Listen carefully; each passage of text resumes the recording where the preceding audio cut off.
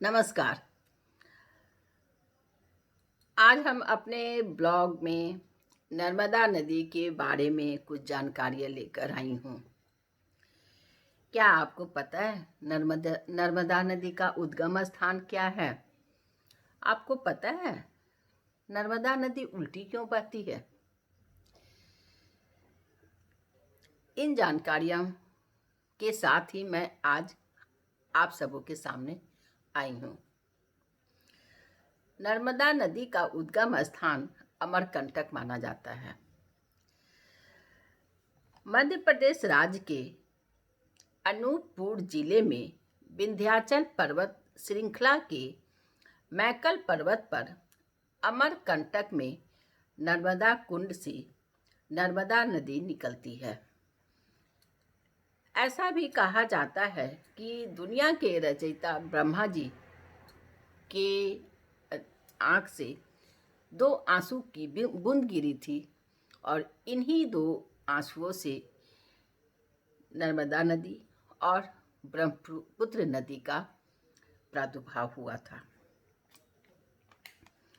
अमरकंटक से नर्मदा नदी निकलकर गुजरात के भरूच जिले के पश्चिम में खंबात की खाड़ी में गिरती है और बाद में अरब सागर में जाकर मिलती है। नर्मदा नदी भारत की सबसे लंबी नदी है। यह नदी मध्य भारत के 3 राज्यों में मध्य प्रदेश, महाराष्ट्र और गुजरात में बहती है। नर्मदा नदी को मध्य प्रदेश और गुजरात की जीवन रेखा कहा जाता है। उत्तर भारत तथा दक्षिण भारत के बीच एक पारंपरिक सीमा का निर्माण नर्मदा नदी करती है। यह मध्य प्रदेश की सबसे लंबी और सबसे बड़ी नदी है। इंदौर की महारानी लोकमाता अहिल्याबाई होलकर ने नर्मदा नदी के किनारे 18वीं शताब्दी में कई मंदिरों का निर्माण कराया था। भारत में 4 नदियों को 4 वेदों के रूप में माना जाता है। नर्मदा नदी को सामवेद माना गया है।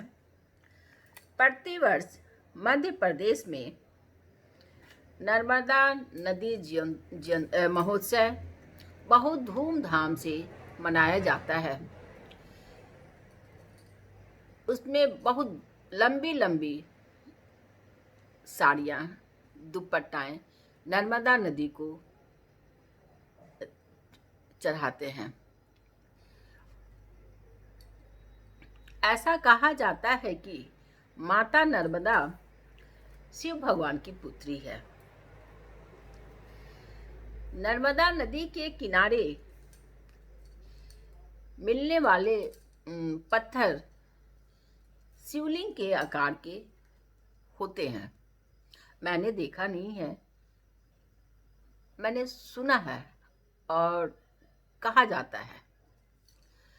इन सारे पत्थरों पर शिव जी की छाया दिखती है। मध्य प्रदेश को नदियों का मायका कहा जाता है। नर्मदा नदी अपने मुहाने पर एस्चुरी का निर्माण करती है। ये डेल्टा नहीं बनाती है। भारत की सारी नदियाँ सीधी यानी पूर्व की ओर बहती है, लेकिन नर्मदा नदी उल्टी यानी पश्चिम की ओर से बहती है। कहा जाता है कि सोनभद्र से माता नर्मदा की शादी तय हुई थी। शादी होने में अभी कुछ समय बाकी था। तो माता नर्मदा ने अपने सखी के हाथ सोनभद्र के लिए सोनभद्र के नाम का संदेशा भेजी। सोनभद्र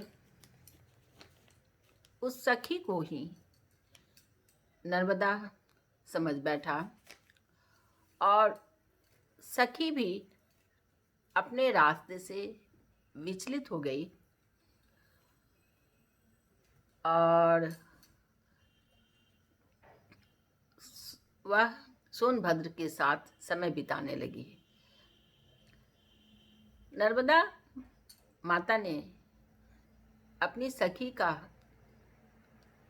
आने की राह देखी। जब सखी वापस नहीं आई तो माता एक दिन सोनभद्र से मिलने गई, लेकिन वहां वह सोनभद्र और अपनी सखी को साथ देखी। क्रोधित होकर माता नर्मदा उसी समय वहां से उल्टे रास्ता चल दी।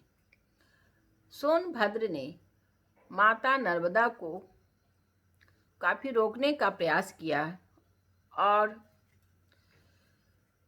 उसके पीछे आया, लेकिन माता नर्मदा वापस नहीं आई और उसी दिन से, उसी समय से माता नर्मदा उल्टी बहने लगी। नमस्कार।